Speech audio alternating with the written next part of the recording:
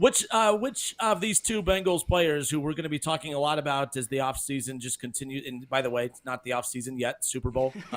Hey, look, technically the Reds made their biggest offseason move when the season was still going on. They had a Terry Francona before we even got to the World Series. So, maybe the Bengals have a big move up their sleeve. Who knows? But Tee Higgins, a lot of question marks about his future in Cincinnati. And obviously the same with Trey Hendrickson.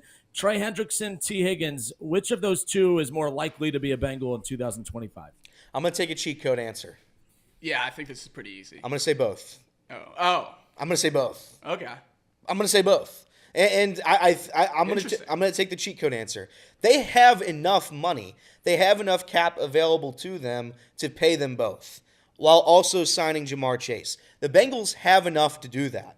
Will they do it? I don't know. I would like to think they will because Trey Hendrickson is such a large part of the defense. Letting him walk, and he's signed too, right? I mean, he's one of he's under contract next. So it's like I don't think that there's going to be some major drama after last year or like last year, excuse me. I know Trey's coming off a career year. You lead the league in sacks. You're going to want more money. I understand all of it. The Bengals have enough money to pay these guys. Not to mention, you're going to probably work at the draft harder than you've ever worked this year to find ready now available talent that we can at least supplement a little bit on the defense. So you're going to have guys while also trying to go out and get a couple minor free agents. I have a hard time believing they're going to go out and sign somebody major, given the fact that we do need to bring back Tee Higgins and Trey Hendrickson and sign Jamar Chase. I know all that. I don't think the Bengals are going to let them go. I have a hard time believing. We have no idea what this offense looks like without Tee Higgins. Zero. And based on what we have behind Tee Higgins, no disrespect to Yoshi or Charlie Jones or whoever's back there at this moment, we need him. You need him, and if you don't have Tee Higgins, a wide receiver in the first round has to be a must. You have to get a wide receiver first because we don't know what this offense looks like without a number two, arguably two number one wide receivers. Trey Hendrickson, again, I'd make the argument that if you don't have him, you can survive, given the fact that we had him last year and it didn't exactly help a ton either. But I don't think the Bengals are just going to let this guy walk. I think they're going to bring them both back. I think the answer between who's more likely to be a Bengal next year is Trey Hendrickson, just because he's under contract. I would say it's probably about 60-40 that we re-sign T in my mind. I think it's more likely than not, but I just don't think there's any chance Trey Hendrickson's not a Bengal next year. So I think it's most likely that Trey's a Bengal. The question with Trey Hendrickson is how dirty does it get? How ugly does this offseason get? Is there another retirement threat? Is there another trade request? I don't entirely know what to expect, but I'm definitely worried about this offseason with Trey Hendrickson, really more than I am with Jamar or T. I expect Jamar to get done relatively easily. I know Justin Jefferson, something a lot of people are likening it to, how that got pretty ugly at the end. Well, they still got it done without really having any real problems other than Twitter people tracking flights and breakfast locations. So at the worst case scenario, I think it's going to be like that, and the Bengals will get it done by the time they have to get it done. And Tee Higgins, I think, could go the other way, and he could be playing somewhere else. And no matter how ugly Trey Hendrickson makes it, I'm pretty confident he'll be playing for the Bengals next year. But long term, I wouldn't say I'm entirely confident about either of them, T or Trey, being a Bengal. Trey Hendrickson's age, when you're going to rebuild the entire defense, makes it somewhat of a question of whether or not to extend him long term, regardless of how good he is. And then obviously we've had the debate time and time again about two number one wide receivers and whether or not you should pay him. I do think Sunday, not this Sunday, next Sunday is big for us. If the Eagles can win the Super Bowl paying two number one wide receivers, I think that might make your decision a little bit easier. You have a data point that you can point to and say they've done it, instead of the Chiefs who've traded away number one receiver after number one receiver and still gotten to the Super Bowl. So I would love to sign them both, but if you have to say which one's most likely, I think T's most likely to leave. So Kelsey Conway put out a couple pieces yesterday that's been picked up and making its rounds about a conversation that, with Duke Tobin.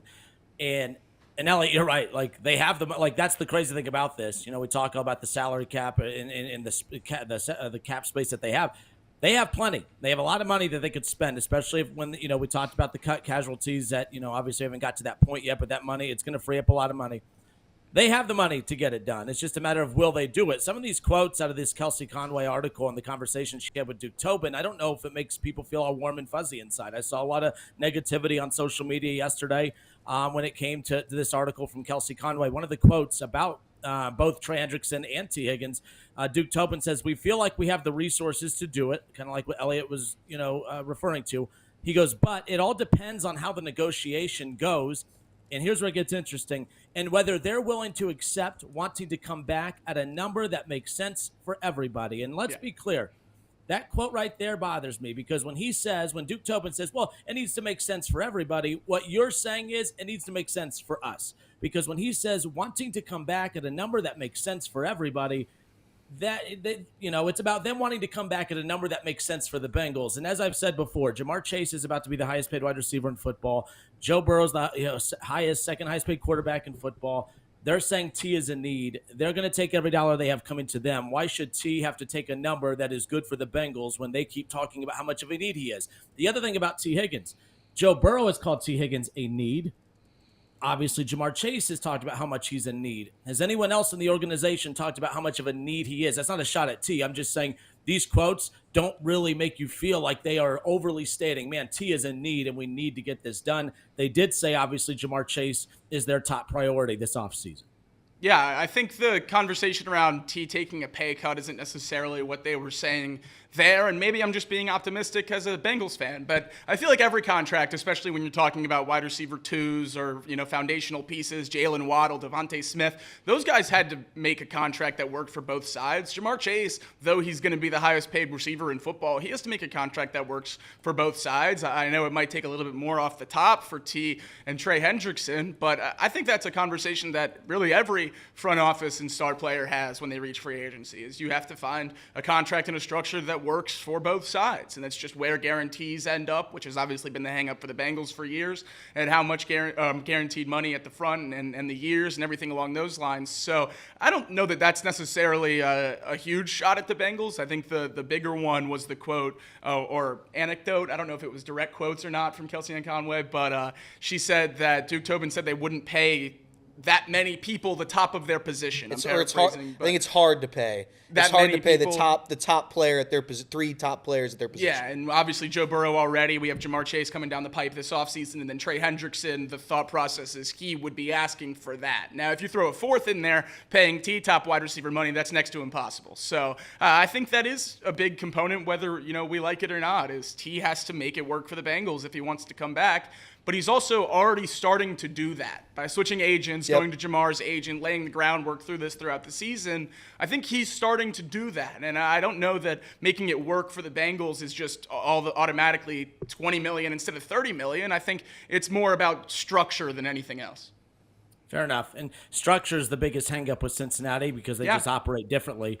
And differently, not in a good way, obviously, but they do operate differently. So it's like, okay, how much, if you want to come back, negotiating with the Bengals is going to be different than negotiating with probably 95% of the NFL when it comes to the teams that are probably in position to sign them. So obviously Washington makes sense. The Chargers make sense. There's a lot of teams out there that make sense. But again, only one of these teams has Joe Burrow, who he's had all his success with. We only have a couple minutes before I have to bump out. But what you guys think? I saw that Charlie kind of got beat up on social media yesterday. And it caught everyone's attention. And look, he backed it up by talking about, like, when you go and look at all the film and everything, he said that outside of Joe Burrow, there's only one player that made more winning plays in the season for the Bengals, and that was Tee Higgins. What was your takeaway of that? Because it seemed to get a lot of pushback on social media. I thought that was interesting. I think it's tough to say that when you have a guy that led the league in sacks and another guy with Triple Crown, but obviously that's not something that you can necessarily just point to with statistics. And Tee Higgins made a lot of winning plays. Yeah. So I don't know that I would argue that too heavily, but I would certainly lean the guy that averaged 100 yards and a touchdown every game. Tee Higgins has made some of the biggest plays the past 2 years. For sure. And especially like when you talk about do or die moments, that Vikings game last season was a do or die moment. Yeah. Where did the ball go? It went to him. Broncos game this year. Broncos game, do or die moment. The guy had, and that's no knock on what Jamar chased. And when you win the Triple Crown as a receiver, it's like nothing to joke about. But I'm just saying, when you need a big moment, you throw it up to Tee Higgins, he's going to come down with it. Like, that's a guy you need. And I was having an argument in the chat with Mr. Mo, and I understand why fans don't want to pay two wide receivers elite top money. I understand that, especially when you have a defense as atrocious as it is. Saying that, I don't want to take away from the offense. The offense is the one thing that's making this team go right now. If we don't have that, or if we take away from it, I'm concerned that we now don't have a top offense and we don't have a top defense. And we don't have a top defense. So, in my opinion, if I had to pick one, I'd pay. Let's pay Tee Higgins and let's hope that somebody on the defensive side of the football can play the sport.